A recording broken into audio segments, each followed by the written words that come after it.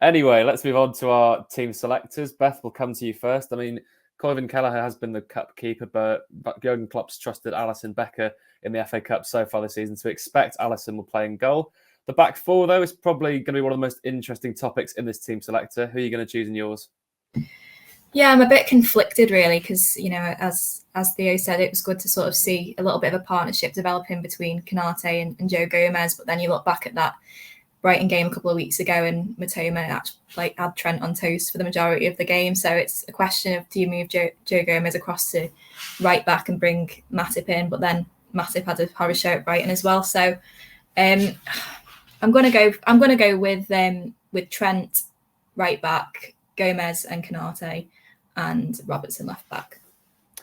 Gorsty, how about yourself? I mean, Joel Matip's come under a bit of heat recently. Is there any shout for him coming back in, or are you going to go similar to Beth? No, I am gonna stick with the guns, because I think it was a little bit of a kick up the backside to the likes of Fabinho and Henderson and Matip last week being left out. Your place is under threat now, and you can't just go putting in the kind of performances you did at Brighton and expect to be playing next week. So Konate, Gomez, bringing Trent back in, because Liverpool have got absolutely no creativity without him in the team. So he starts, and Robertson on the left. Theo, if you want to talk us through your back four, and then want to talk into your midfield as well. Exact same back four. I think it makes sense to have your first choice when you've got this week to prepare for it, and to try and, I suppose they've got a couple of clean sheets just to build on it, because we know Trent's going to stay first choice, and I think it was injury that kept him out the starting 11 last week. Midfield, it's a difficult one, and I wish I hadn't been come to first here, so then I could just copy someone else. We can come back to you if you want, Theo. I'll brave it. It's one where you're going to have to turn back to Fabinho and Henderson at some point. You got to give them games and hope they can find form, but you don't want it to be back at Brighton after the horror show. You want to have them a few weeks out first and have them fighting for the places. So I think I'll go Bajcetic as the number 6. He's doing well, high on confidence after the contract. And it might just be a case of going again with Keita and Thiago. It's a trio that have done reasonably well.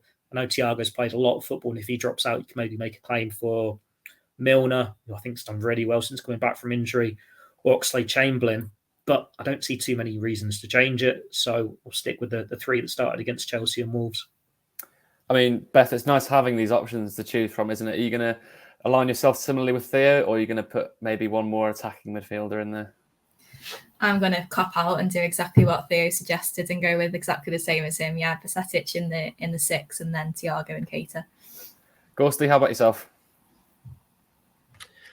Yeah, I'm thinking of keeping it the same, actually, because none of them have done anything to be dropped, really. Keita's still finding his feet, hasn't he? He's only started 2 games now, so let's keep him in the team. Thiago, I think, has been vastly improved since Brighton. And Bajcetic, fair play to him. He's in there on merit at the moment, isn't he? So I'm keeping it as it is. I'll stick with you then, Gorst, if you want to talk through the front three. Maybe there's a bit more chance for diversity between your choices here. Yeah, I mean, the only call is whether to go with Nunez on the left or Gakpo on the left, really. And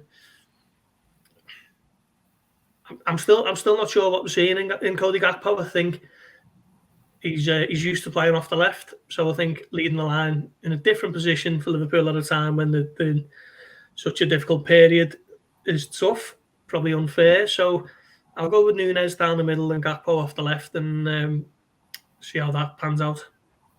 Theo, how about yourself? You're not going to give Harvey Elliott a chance? I mean, the man who's played in the front line recently definitely showed a much more promising skill set, I think, in an attacking role than a midfield role. Would you give him a shot, or are you going to go similar to Gorsty?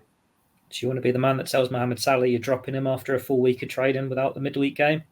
He played pretty well on the left wing against Wolves, I think it was, Harvey Elliott, didn't he? Did an all right He was job on the there. right against Wolves, wasn't he? I mean, he's on the left at times. I remember him popping up there. He was on the left against Chelsea, and he didn't do much. It didn't Chelsea, really suit him. He looks a lot better on the right-hand side. So this one where if you wanted to rotate it, you could give Salah a rest and put him on the right. But I think you just go for the strongest 3 here. Like we've had Klopp offer the update on Jota and Firmino and say in a few weeks they'll be back. But you don't know how fit they're going to be for those games against the likes of Real Madrid, whether they'll be able to start games or not. So in that case, you just want your strongest available 3+ playing games together and getting a relationship going. So long we've seen Mane, Salah and Firmino as this untouchable front three that are just in sync for so long. And it's strange seeing a Liverpool attack that doesn't have that because they are new teammates. But they need games and they need something to click so they can get the goals flowing. And yeah, I'd go with Gakpo on the left because 4 games in, he hasn't really shown much, but he's had to do 3 of them up front, which isn't his favourite position. And it's in a struggling team. Let's see him in his best position. Like when he was playing well for the Netherlands at the World Cup or for PSV, it's been from the left-hand side. When he was less effectual for the Dutch, it was when he was playing up front as this number 9. He wants to be on the left. He's a winger. Let's play to his strengths, have him there and let Captain Chaos run supreme down the middle and see if that can knock Brighton about a bit and make revenge for that 3-0 defeat a few weeks ago. Yeah, Beth, what do you make of Gakpo? And I don't want to be too critical of him. Obviously, it's going to take some time to adapt. He's had 4 games now. He hasn't scored yet. Do you think he could maybe benefit from coming on as a substitute?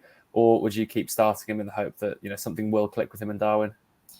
Yeah, I would start him. I think it'd be good to, especially while Jota and Diaz are still out for a little while longer, to maybe build a little bit of a rapport between him and Nunez. So yeah, I'd play him on the left. I've not been massively impressed with him up front, albeit in a really poor team. So, you can't judge him too early. But yeah, I'd put him on the left, Darwin through the middle and Mo on the right.